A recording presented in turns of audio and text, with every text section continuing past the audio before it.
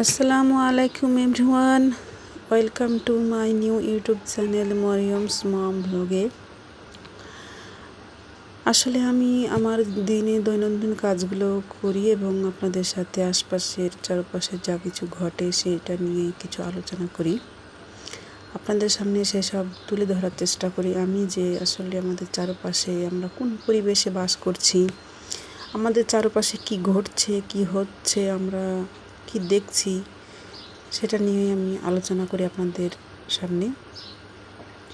আসলে মানুষ আমাদের চারপাশে কত রকম মানুষ যে আপনি দেখতে পাবেন, কত রকম নিষ্ঠুরতা, কত রকম পাষণ্ডতা, কি চারপাশে বর্বরতা ঘটছে আপনারা সবাই দেখতে পাচ্ছেন। আমি আসলে সেই বিষয়ে আজকে কথা বলবো। তো আপনি পরকে কখনো আপন ভাবতে যাবেন না, কারণ যে কয়দিন আগে একটা খবর শুনেছেন যে ছোট্ট একটা মেয়ে, 8 বছরের মেয়ে আসিয়া তার বোনের বাড়ি বেড়াতে গিয়েছিল আপন ভেবে। মেয়েটা ভেবেছিল তার দুলাভাই আপন, তার বোনও আপন, তার দুলাভাইয়ের বাবাও আপন, দুলাভাইয়ের মাও আপন। সে কিন্তু আপন ভেবে তার বোনের বাড়িতে গিয়েছিল।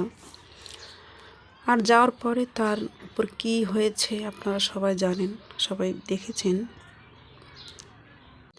আসলে পরকে আপন ভাবার বিষয়টা কি পরিমাণ মানুষের দিকে ক্ষতির দিকে নিয়ে যায় আপনারা সেটাই দেখছেন আশপাশে। হয়তো বা আপনাদের জীবনেও কারো জীবনে ঘটেছে,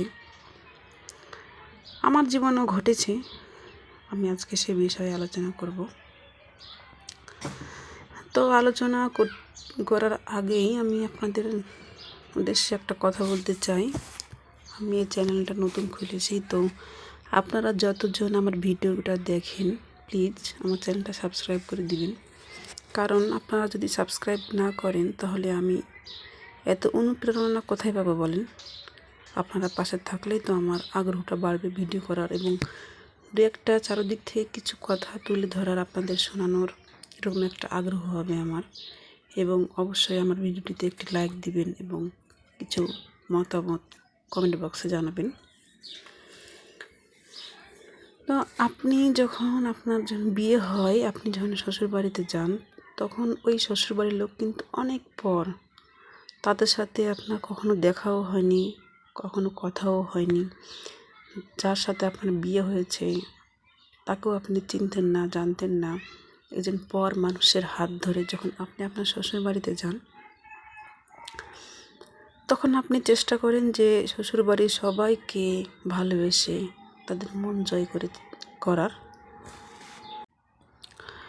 কাজ দিয়ে, সেবা দিয়ে, কথাবার্তায় আপনি চেষ্টা করেন যে আমার হাজব্যান্ড, আমার শ্বশুর শাশুড়ি, ননদ, বাড়ির সকল সদস্য যেন আমাকে ভালোবাসে।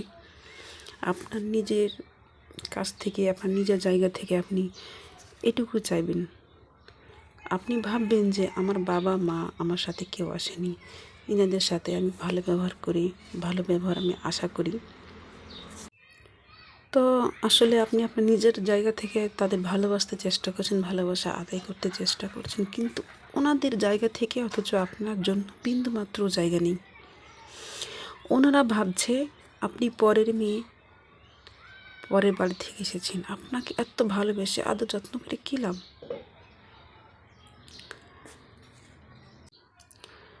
আপনি যেদিন শ্বশুরবাড়ি যাবেন, মানে আপনার যেদিন বিয়ে হবে, আপনি ধরেন রাত্রিবেলা গেছেন আপনার শ্বশুরবাড়ি, রাত্রে যদি আপনার ভাগ্য ভালো হয় তাহলে রাত্রে যেটুকু সম্মান পাবেন সকালেও সম্মানটাও ঠিক পাবেন, কিন্তু দুপুরবেলা আপনার ওই জায়গাটা আর নেই।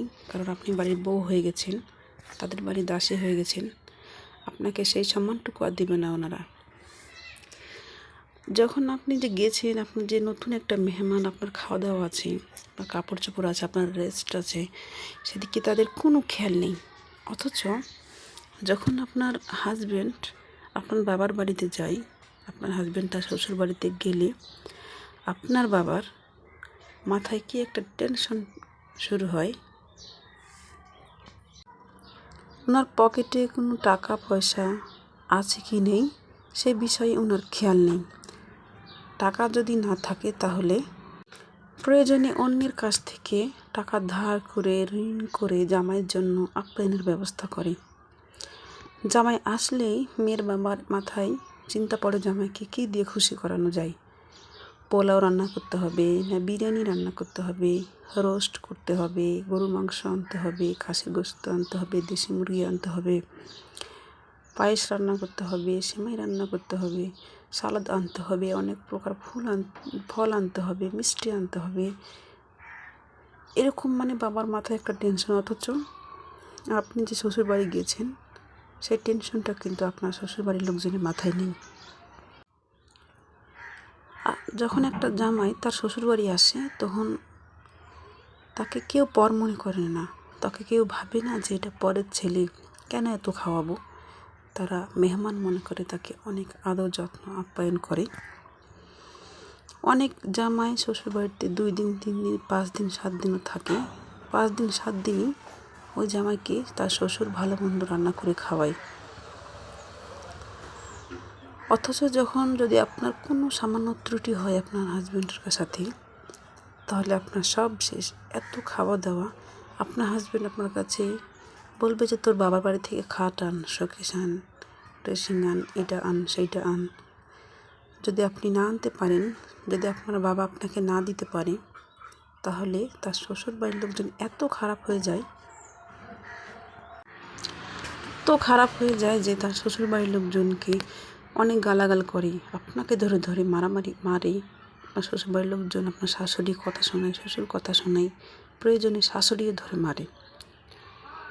অথচ যখন আপনার বাবার বাড়িতে যেয়ে সে খায়, তখন বলে বিয়েতে কি মজা রে, খাওন আর খাওন, আগে জানলে আরও আগে 10 বছর আগে বিয়ে করতাম, এত শ্বশুরবাড়ি খেলে খাইতাম। পরের ছেলেকে আপনি যত খাওয়ান, যত দিন, ঈদ আসলে যত সালামি পাঠান, যত গিফট পাঠান, আপনার কোনো লাভ হবে না। ওই সময় সুযোগ মতো আপনাকে সেই জামাই ছবল মারবে। আপনি তাদের যদি চাহিদা পূরণ করতে না পারেন, চাহিদার কোনো ত্রুটি হলেই আপনাদের উপর নেমে আসবে অসহনীয় যন্ত্রণা, কষ্ট, অত্যাচার। আপনি সহ্য করতে পারলে করেন, না করলে আপনি বাবার বাড়ি চলে যান। আসলে আমাদের এরকমই অবস্থা হয়। চারপাশে দেখেন কত নিষ্ঠুরতা। অথচ দেখেন যে একজন সাপুড়ে যখন একটা সাপ ধরে আনে জঙ্গল থেকে, তখন ওই সাপকে পোষ মানায়, দুধ খাওয়ায়। যখন ওই সাপ নিয়ে ওই সাপুড়ে খেলা দেখানোর চেষ্টা করে, ওই সাপই একদিন তার ঘাড়ে ছোবল মারে। দেখলেন তো, পরই থাকে। পরকে যতই দিন দুধ কলা খাওয়ায় পোষেন, সে কখনো আপনার হবে না। গল্প শুনেছিলাম একটা মেয়ে নাকি অজগর সাপ পুষছিল। তো সাপটা যখন বড় হয়েছে, তখন কয়েকদিন ধরে সে সাপ আর খাওয়া দাওয়া করছে না। তখন ওই মেয়েটা গেছে ডক্টরের কাছে যে, আচ্ছা ডক্টর, আমার সাপটি তো খাওয়া দাওয়া করছে না, এখন কি করব? ডক্টর বলছে যে ওই সাপটা কাউকে খাওয়ার জন্য জায়গা করছে পেটে, সেই জন্য খাওয়া দাওয়া করছে না। তো একদিন মেয়েটা ঘুমিয়েছিল, ঘুম থেকে জেগে উঠে দেখে তার বুকের উপরে ওই অজগরটা বসে হা করে তাকে খাওয়ার জন্য। তখন সে বুঝতে পারে, এই তাই তো, ডক্টর তো ঠিক কথা বলেছিল, সে খাওয়ার জন্যই জায়গা করছে পেটে। তো কী লাভ বলেন? যাকে ভালোবেসে আদর করে খাওয়ালেন, যত্ন করলেন, সেই আপনাকে খাওয়ার জন্য, সেই আপনাকে ছোবল দেওয়ার জন্য রেডি হয়ে আছে। তো যদি গল্পটি আমার ভালো লাগে, আমি আসলে চারপাশের অবস্থা দেখেই আপনাদের সাথে গল্পটা শেয়ার করলাম। এরকমই হয় চারপাশে।